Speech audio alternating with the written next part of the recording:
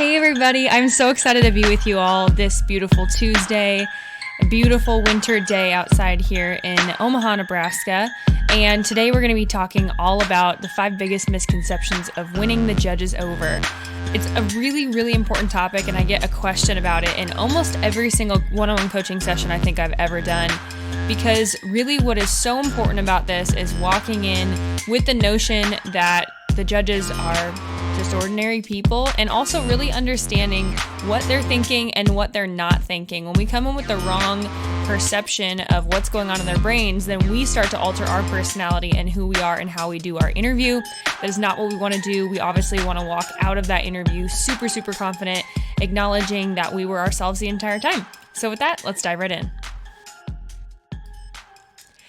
Okay, so diving right in for this week. Man, I don't know about y'all, but it just feels, I know I say this every single freaking week, but it literally seems like longer than a week every single time that I do a podcast. Like, I just miss you guys. I don't have the bandwidth right now to be putting out more, but make sure that you guys are tuning into my IGTVs that I do, as well as the Wake Up Wednesdays that come out the day after this podcast, Wednesday mornings at 7:30 a.m. Central Time until 8.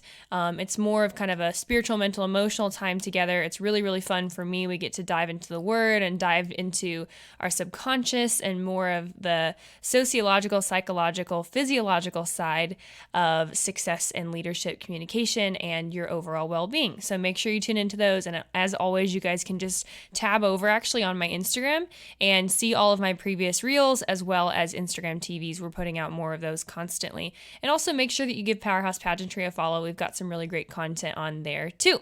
But anyways, let's dive right in. So like I said in the intro, how many of y'all, raise of hands, unless you're driving right now, have experienced walking in to an interview with the fear of, oh my gosh, I have so-and-so as a judge? Or maybe you get your judges a week before, 2 weeks before, or even like I did for Miss Nebraska USA the night before, and you're ravenously studying up on them, looking up their websites, looking up their bios, trying to think the magical question, am I what they're looking for? And what are they looking for?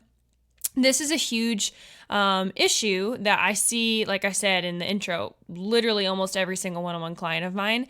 And it's valid to an extent, because obviously we want to be liked. We're there to be liked, and we're trying to put our best self forward in order to present the most authentic version of ourselves, but also the most impressive version of ourselves. And there are so many different details that go along with that. Obviously, y'all hear me say all the time, it is power and warmth that details and presence, the trifecta of charisma. How you really hone in and develop the it factor is 3 things: power, warmth, and presence. And so when we're going into an interview and we're thinking about what do the judges think of me, what are they looking for, first of all, that's the wrong question. So I'm going to help you guys with that in number 5 today. But I really just wanted to make this super practical, kind of short and simple this week to help you guys, since we're almost at the turn. There is something every year, y'all, every single year, where people start freaking out, and it hits January 1st. And just like everyone's at the gym, everyone is messaging me and calling me and texting me like, oh my gosh, I have to get serious about pageant prep now because state is around the corner for a lot of you guys, or local pageants, et cetera, et cetera. So we're going to get down to business now, and a couple other housekeeping things. If you guys are not in the Interview Mastery for Pageant Women group yet, it's our free group. There's about 450 members in there, and I put extra trainings, freebies, and I give you all the updates of what's going on around Powerhouse, what's going on in our industry, if for a pageant changes a phase of competition, or I hear something from somebody high up in the industry, kind of as things come down the pipeline, I try and keep you guys informed, as well as posting regular graphics and empowering things that can encourage you and uplift you and provide you with some community. Second thing, which I'll talk more about at the end, so stay tuned all the way till the end today, but I'm actually, for podcast listeners only and people who follow me on social media and who are on my email list, which if you're not, you can go to our website, powerhousepageantry.com/contact us, or just click the contact us tab, and please send us your email and phone number, and we will make sure that you're on all the lists that you need to be. for all the free stuff and all the goodies that we send out, as well as podcast updates so that you don't miss anything. I know that pageant prep can be incredibly overwhelming, and we want to help you streamline your pageant prep to be the best that it can be, the easiest that it can be, and also the most effective. And so with that, like I said, for those 3 communities, we're actually opening up the Interview Mastery Academy again for the next couple days. So what I'm doing is I'm booking 20 time slots on my calendar, and you guys can go to literally any website of mine and it'll take you there. Or like I said, just fill out a contact us form. We already had about 5 come in today, so like a fourth of them are already gone. And by the time that this podcast comes out, probably all of them will be gone. So do not walk, run. And you guys can go to the link in the show notes here and just click on that link and get a spot on my calendar. If you have any trouble, just DM us at Powerhouse Pageantry, or like I said, fill out the contact us form at powerhousepageantry.com, and we'll make sure that you get your spot. But it's first come, first serve. And what it is a 30-minute free strategy call with me to just see where you're at in your pageant prep. It's my gift to you for Black Friday, and I want to hear more about your pageant prep and hear more about how you're doing, and then we will come together, and if we feel like we're a mutual good fit for each other, then I'll start to give some suggestions for what I think might be really good for you in your growth and your leadership and your communication. And we'll try and fill those gaps for you of what resource might be the absolute best for you to win next year. So I want you to win next year. I know you want to win next year. And so we got to partner together to make that happen. So make sure, even if you have to pause this podcast right now, go to powerhousepageantry.com or click the link. It's like a long link. So I just put click here in the show notes and it'll take you where you guys need to go. And if you have any trouble, just email us or DM us and my team will get back to you. Okay, so with that soundbite, like I said, I'll say that information again at the end, but let's dive into these 5 misconceptions. Okay, so the number one misconception of winning the judges over that I hear literally every second of my day, every second of life, is that you have to act neutral and you can't share your beliefs. I am a great example of somebody who has boldly shared her beliefs for the past 7 years and has done incredibly well. I was passion on fire. I always tell you guys, passion on fire is better than knowledge on ice. And I didn't know what I was doing when I was competing for Miss Douglas County and then Miss Nebraska and then Miss America 6 years ago already this June, or I guess 6 years ago, September. And yes, something like that, between 5 and 6 years. And I've always told my clients over the past 5 years to boldly share their beliefs. Now, we'll talk about in a second, yes, we have to have character refinement and the practical side of pageantry, being good at what you do, and all of that still exists 100%. But I just wanted to give you guys a couple quick examples, other than myself, of people that are very, very different than me that have also been tremendously successful, having coached with us, or that are just great examples outside of our organization that have just killed it and been really, really different. So you guys hear me talk about this all the time, but Lydia Tremaine, Miss Indiana 2 years ago, is a marvelous example of somebody that has very different views and beliefs than people who are from her small town, who are from her state. You know, she votes a different way than a lot of people in her state. She believes a lot of different things than many of the people in her state. And when she first came to us, she was really, really scared that they wouldn't accept her, you know, and that through sharing her beliefs that they'd automatically shut her down. And she's like, you know, I don't even want to do my talent. I don't even want to do swimsuit. I don't even want to do these things because I feel like they'll already just be turned off to me and kind of given me the subconscious no in their minds if I actually open up. And she had never won an interview prelim, never won a talent prelim, even though she's like the best singer in the world. And through just 2 weeks of coaching with us and really helping her to feel safe enough to open up, again, in a way where you're not just like blasting the other side. I'll talk about that in a second, but really just sharing her heart and sharing her stories and letting people in. She ended up absolutely smoking her local, won her dream local, won every single prelim, and then went on to win Miss Indiana. She won in a one piece, by the way, had never been done before, smoked every prelim again, ended up winning talent prelim at Miss America, got top 15, absolutely killed everything at Miss America, and we're so proud of her, and has continued to use the things that she's learned in mindset, leadership, and her communication skills to just be a baller in all of life. And she's amazing and we love her. So we love Lydia, and she's a phenomenal example of somebody even really, really different than me who has done great, great, great things. A next example, you guys, is Asia, our current Miss USA. She was bold enough to share her faith during her interview. She shared about conservative gun views on national television and ended up winning. Like, a lot of people believe that pageantry has more of a liberal bent. So for her to share such a conservative answer, as well as talking about prison reform and what she's done with that and all of that, and to still win, is absolutely incredible. One of our judges, Abby Hornacek, actually posted in her Fox News report that she did last week. She said, "I loved her because of how she shared her faith and how she really showed us who she was." And so many people play mind games with themselves about what the judges are looking for. But really, you guys, you owe it to yourself to be fortified enough in who you are, proud enough of who you are that you don't get swayed left or right to shift your attention away from the trueness of you, and to allow that to impact your answers. You've paid a lot of money. You spent a lot of time and put a ton of effort into getting to that pageant. You don't want to win as anybody else but you. And that's where I really try and reframe my clients' mindsets of like, okay, what is winning worth?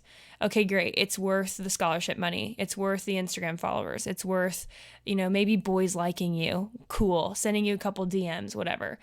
But at the end of the day, to lose your soul in the process, to lose yourself. And when you start, if you win with a mask on, to retain that mask for 1 year, or for people like us who are title holders right now for 2 years because you've gone through Corona and the extension of your reign, that gets really sick and tiring, you guys. That gets really old really quickly. I can't tell you how tired I was having to be in national prep mode for 10 and a half months. Not tired of the organization or anything like that, but just tired in my body. And that was me being my authentic self every single day, right? So with this, like I said earlier, that's the mental side of things, knowing who you are. And I could go into that for a million hours, but that's what the Interview Mastery Academy course is for. If you struggle with that, we have an entire 2 modules on that kind of stuff, specifically mindset, personality assessment, our personality matrix, which I'll talk about in a second. We'll get there with, I think it's number 3 on this. But anyways, the other half of this is absolutely the character refinement and the practical skills. So in order to impress the judges, as you're sharing your beliefs, you still have to be an absolutely laser sharp communicator, emotionally intelligent, physically attractive, and to unearth your type of leadership through your distinct personality matrix. Everyone has to do that. But the you on the inside is what breathes life into that communication and translates to allowing you to be the wow factor of the show. Like I said, charisma, presence, power, and warmth. So it's a combination of these things, especially that emotional intelligence, that social awareness, but the internal matrix of how you believe about yourself affects the external, and I'll get to that in a second. Number two, the biggest misconception is that people don't think that you should share the hard stuff. So maybe you've learned now, okay, I can actually share my beliefs, but so many girls think that it's not okay to share the hard stuff because they think it's going to freak the judges out. Here, let me offer you a different opinion about this, a different perspective. So if you look at the top 5 of pretty much any national pageant, what do you remember? Yeah, you might remember their gown. You might remember how tall they were. You might remember, oh, they're from a state right next to me. But I don't know about you. The thing that I really remember is their stories. I remember the girl who was in the military, right? I remember the girl who was a lawyer. I remember the girl whose dad was in prison. I remember the girl who was the first female entrepreneur in her family. I remember the girl who played D1 volleyball and broke her knee and had to give up on her dreams, and her comeback story was amazing, right? We remember these things in pageants. And yet there's something in our brain, you guys, that gets taught by a lot of well-meaning pageant coaches, but is not effective, where people don't think that you can go there. And there's a difference between going there and projecting in a way where the judges think that you're still there, right? Like we always want to speak from a position of overcoming, a position of leadership, and a position of strength. And that's a massive difference, okay? Like showing that you went through a season is different than saying I'm still in that season of depression, of, suicidal thoughts, or of I broke my leg and I didn't rehab it, right? So we want to show that we've walked through that and find our authentic storyline throughout that to promote yourself, okay? National pageants specifically focus on headlines that they can promote in the media.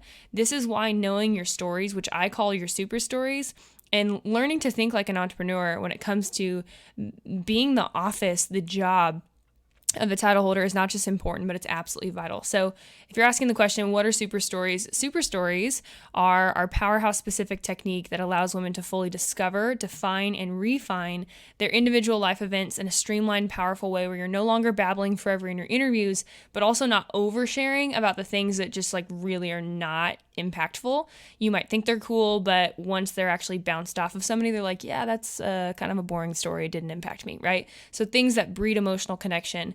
And through our client work, we also help to develop powerhouse platforms or community service missions.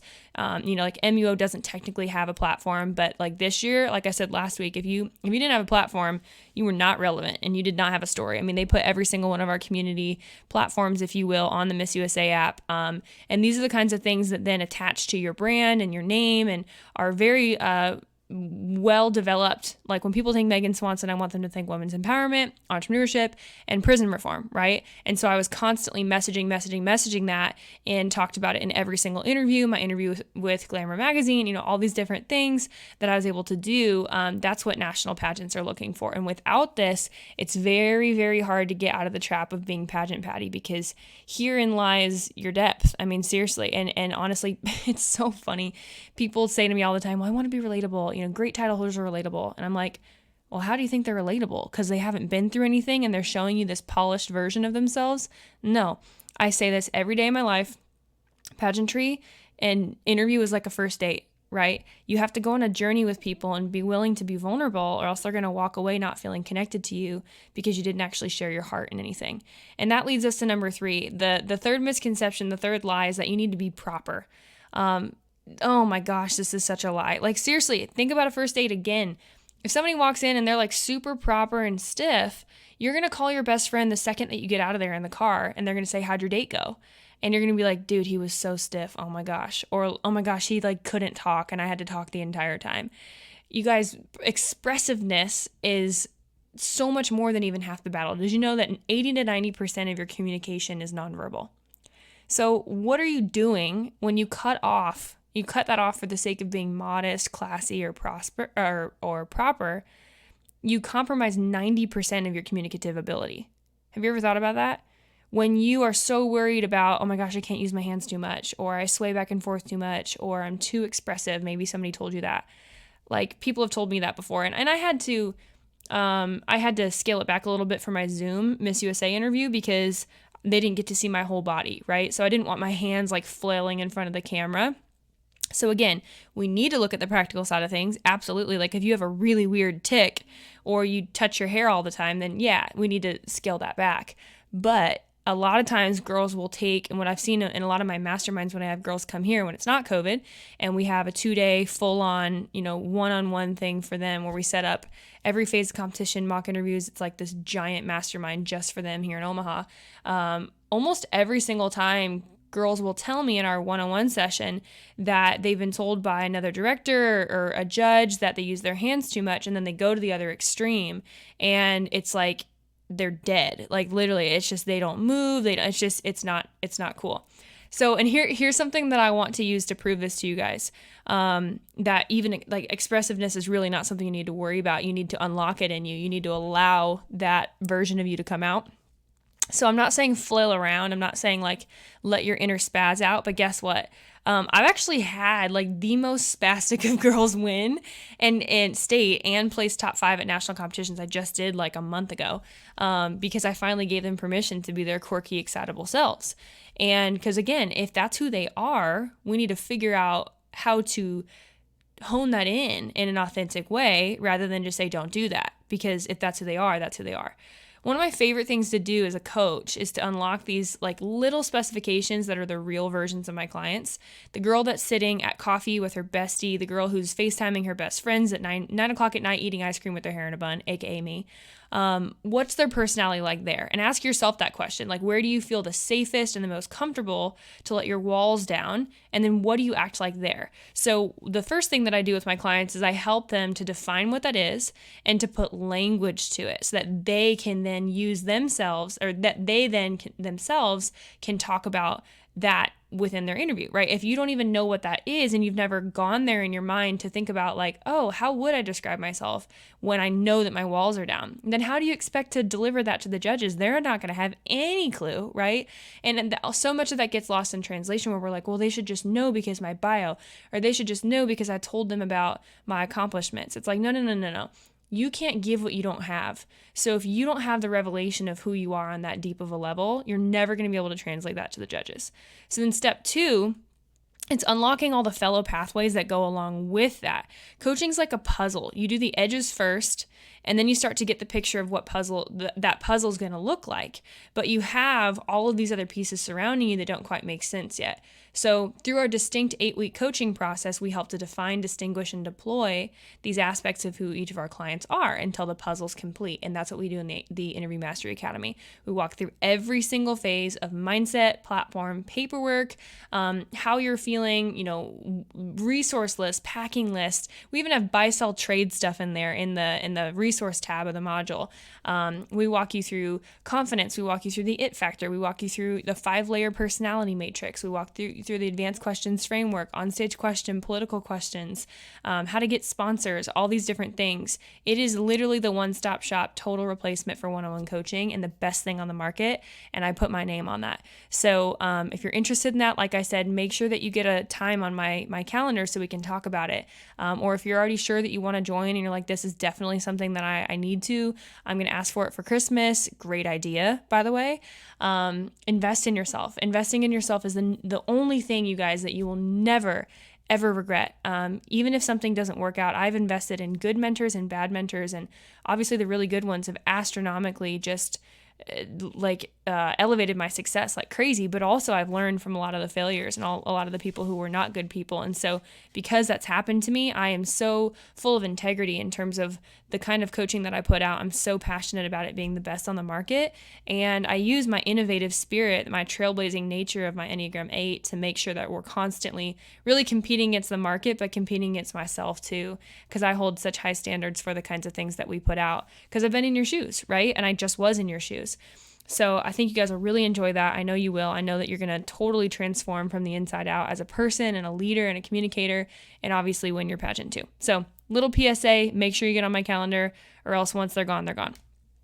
Okay, so without kind of this puzzle piece visual, going back to that, we've seen so many ladies with superstar potential inside of them miss the mark or place runner-up again and again because they can't properly and confidently put themselves in their own words in a way that connects to others, embracing them. They really can't. So a key powerhouse point, this skill is astronomically important to learn for all things, even career and post-pageant life. If you can't learn to talk about yourself confidently and appropriately, as in, like not babbling, not shoving your ego in someone's face and saying it instead in an authentic way, you're really not going to make very many connections or receive a lot of jobs. It's social collateral, and I want to be the one to help you build it.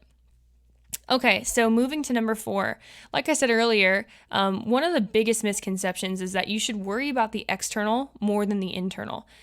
Now, soapbox. This one just makes me sad. I've actually already just started to see these past few weeks after Miss USA, and I see it every year.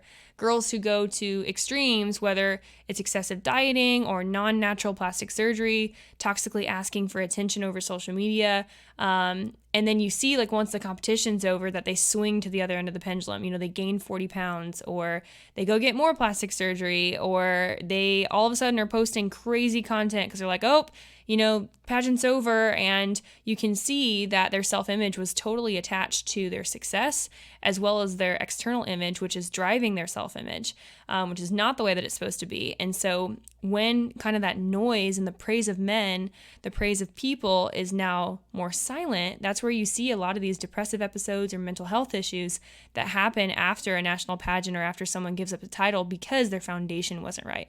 So the self-image should come, well, actually it does come from the inside perception of who you are in totality. So that's spiritually, physically, financially, emotionally, mentally, and communicatively. It's how you feel about yourself and how you talk to yourself. So I encourage my girls, and again, there's a whole module on this in the Interview Mastery Academy, to give yourself some more credit. You are a whole boss, and you are the CEO of your life, which most importantly means that you're the CEO of your mind too. Your internal belief directly affects your external presence that you actually carry. And presence is everything. And I want you to think about, have I been willing to think about who I am separate from my accomplishments, or who I want to be after this pageant if it doesn't work out, or if it does work out? I help my girls and people going through the Interview Mastery Academy to ensure that they have that plan. And so many people have asked me, they're like, Megan, you just look happy. You look light. You look like you're enjoying life. And I'm like, that's because I am, because I knew that I had an amazing business to come back to, an amazing support system, family, career. I'm in shape. I didn't crash diet, so I don't have to slowly add back carbs in my life and gain, like I said, 20, 40, 30 pounds. I'm actually in better shape than I was 2 weeks ago. And I'm actually going to do an Instagram live next Thursday, so a week after Thanksgiving, with my trainer to show you guys that, because I'm so, so, so proud of what I've accomplished and doing it the right way. I think you guys are really, really going to like that. Fun fact, go back to the episode on fitness with Scott Keppel, my trainer. That's who is going to be on my Instagram next Thursday. And you guys can listen to a lot of his philosophy around coaching and how he's helped, hundreds and hundreds of women over the past 10, 15 years. He's phenomenal. And so you guys are really going to enjoy that. It's a special treat for you guys that only I'm announcing to my podcast family. I'm not announcing the rest till next Monday. So you guys are ahead of the curve. But anyway, so presence is everything. And it comes from your internal belief and how good of a person you are, how whole you are, how comfortable you are in your own skin. This is kind of a funny thing I thought of, but why do we always root for the underdog in romantic comedies? Why do we always want the less attractive but good-hearted best friend to end up with the girl, right? It's presence. It's heart. It's heart over the external every single time. It's just how humans are wired. We can't help but love them, right? So work on your internal and it will fuel your external. And again, I'm not saying the external is not important. Hair and makeup, vital. On-point fashion, vital, right? So vital. But you can't only focus on that, or else you're going to spend tens of thousands of dollars on all these things and still be a crappy person on the inside and wonder why you're not winning. So you heard it here first, folks. Okay, and rounding out the fifth misconception is that you should treat the judges differently because they're celebrities. So I kind of teased this in the intro, but get ready for this sentence because it's going to change your life, okay? If you saw your pageant judge at Walmart and didn't know who they were, would you be afraid of them, and would they make your stomach curdle? Or would you not even have a second thought about them and continue shopping? Dun dun dun, exactly.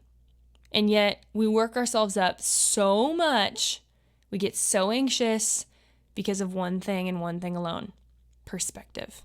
Remember last week's podcast? Yeah, go listen to that because this is exactly what we talked about the entire podcast episode.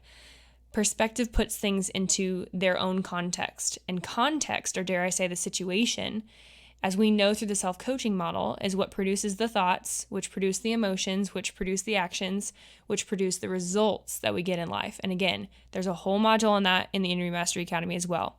How to manage your thought life, how to take control of your emotions, how to choose different actions, which produce different results. It's all in there too. This is life coaching, baby, not just pageant coaching. So let's say that you're like, okay, Coach Megan, I believe you, but how the heck do I do this? Well, like I said, it starts with your mind. It starts with being willing to question the beliefs that might be so deeply rooted because you've thought them for so long. Beliefs are just thoughts that you've thought a bajillion times, and they've built the deepest root systems in your life. And I teach you all this kind of stuff in the Interview Mastery Academy, like I said, and it's so important, you guys, just for life. Seriously, take pageants out of the equation right now. It is so important for you to learn how to choose the perspective that you're going to see based off the circumstance, the situation that's given to you, rather than just going with the first thing that pops in your head, allowing that anxiety to come up, allowing those negative thought patterns, that negative self-doubt to come in and just go, nana, nana, nana, you're a terrible person. And all of a sudden, 10 minutes later, you're in this horrible, anxious mood, and now you're walking into your pageant interview, or now you're walking into your onstage question because you're replaying all these horrible things from the past that might be true. Those might be factual of what have happened, but that doesn't have to write the story of your future. So choose a different perspective. These are just people. And literally, if people say imagine them naked, that freaks me out. And I'm like, no, thank you, not my cup of tea. So I imagine them at Walmart, and I'm imagining them in their slippers at 9 p.m. and they had an ice cream hankering, craving, And so I'm seeing them, they got a hat on and a hoodie, and they are trying not to be seen. And I'm like, oh my gosh, that's so-and-so, Miss Former USA, Miss Former Miss America, right? You wouldn't care. You might not even notice them. But in this context, you're freaking the heck out, right? So all this to say, those are the 5 misconceptions, you guys, and I would love to help you. Like I said, I've opened up 20 slots in my calendar for the first super motivated women who want to completely transform. There's actually only 15 left right now. Not just their pageant prep, but themselves as people. If you are somebody who wants to transform from the inside out and become an entrepreneur or get straight A's in school or, even have successful relationships or learn how to set boundaries and say no to people in your friendships or just be a happier person. Maybe you want to wake up and go to bed every day loving who you are and not dealing with anxiety anymore. And you know that a lot of those things, those kind of even non-pageanty things, are really affecting your pageant prep.